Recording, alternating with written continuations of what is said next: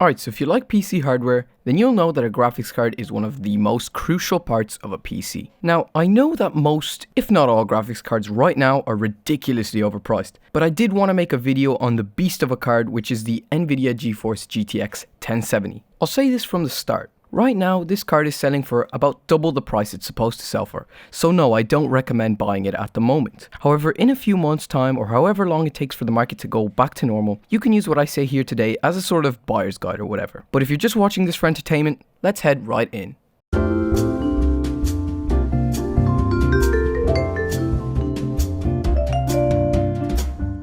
So, the GTX 1070 was released back in June of 2016 for $380 US. Priced as if it was a mid-range card, people were very surprised by the sheer performance this beast could output. It was more like a mid to high range card. Packing 8GB of VRAM, back in 2016 the limits for this card seemed sky high. Even today, 8GB of VRAM seems to be the sweet spot for 1080p and 1440p gaming. In 2016, this thing would plow through any game you threw at it. Even nowadays, I can confidently say that it can deliver very playable frame rates on any game at 1080p maximum settings. While I wouldn't say it plows through every game today, I will say that it does make light work out of most titles out there. Generally, these cards come packed with one HDMI port and 3 display ports. I honestly never ever used any of the DisplayPort ports, but obviously it's good to have just in case. The 1070 I have here is my personal card, the one I use on a day-to-day basis, and it's the Palette Jetstream model. It's got a sleek look in my opinion. The front of the card is a bit boring, but the side, damn, it looks good. I honestly think that it looks best when your side panel is somewhat tinted. You get that nice RGB palette logo shining right through.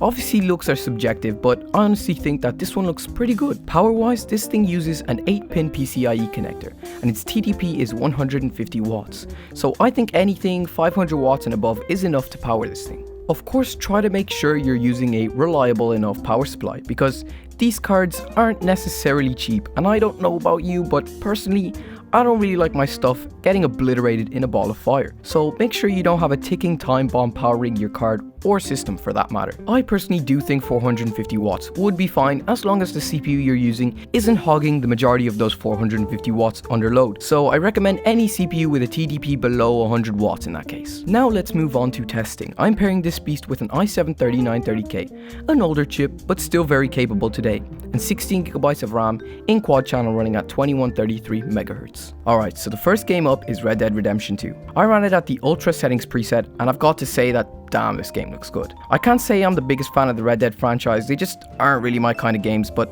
I do think anyone can appreciate how spectacular this game looks. It really is fascinating how developers can make games look this good nowadays. What's also fascinating is how well the GTX 1070 handles it. With an average of 41 frames per second, I see this as perfectly playable. It did dip down to the lower 30s in very busy areas, but only very occasionally. Then it shot right back up to the 40s. It kind of resembles a console experience at these settings, but looks 10 times better. Also keep in mind that if you drop the settings from ultra to very high, you'll easily be hitting over 60 frames per second consistently. And at that point, I'd turn on VSync. Because pro tip, VSync removes the unnecessary stress you put on your graphics card by locking the frame rate to the exact refresh rate of your monitor, which also gets rid of something called screen tear, which is essentially what it sounds like. To put it simply, the frames aren't being output to your monitor at the same exact speed which it outputs an image, which results in what looks like a torn frame. A picture with half of the frames appearing slightly faster than the other, and it's very noticeable, at least for me it is. So for the people asking me why I keep VSync on when playing games,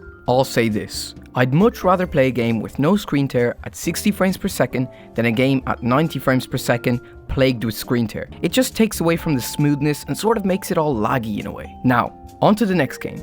Here we have Hitman 3. I played a bit on the first level in the Burj Khalifa in Dubai, and again it looks so good at ultra settings.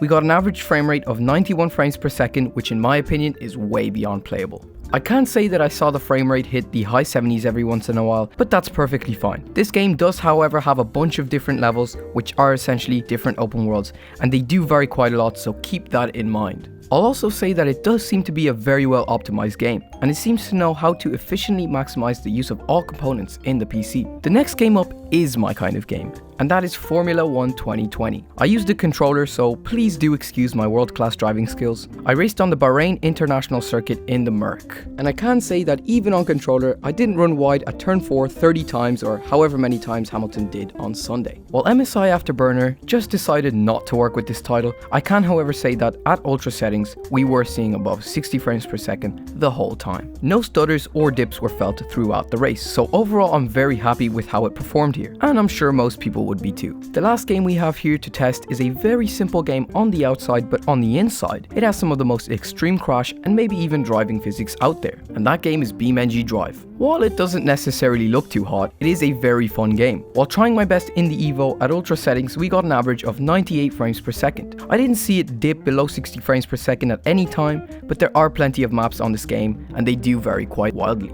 Some maps are more intensive than others. This map seems to be slightly more intense than the average road map because of all the vegetation, but even then it ran perfectly smooth, and I'd be happy to play it this way, with VSync on of course. But overall perfectly smooth, and the card didn't sweat too much here. Now with the used results we've just seen, I think it's safe to say that the GTX 1070 is still a brilliant card in 2021. The price right now though is a different story. You can easily spot one on the used market for about $450, pounds or euro. So if you're on the market for a card right now and you do stumble across a card for a reasonable price and it just so happens to be a 1070, just know that this card is perfectly valid in 2021. I hope you enjoyed this video. If you do like this content, I'd appreciate you subscribing to the channel. I post tech videos and they generally tend to be PC related, sometimes slightly different topics, but always tech related anyways. Also, if you're still watching, I did recently make a second channel. So if you like Formula 1, it's a commentary channel and that's what it's about. It's called the Formula Lab for now anyway. There is a possibility that I might change it. I'll link it down below. Make sure to check that out if you'd be interested. But on that note, I do hope you guys have a good night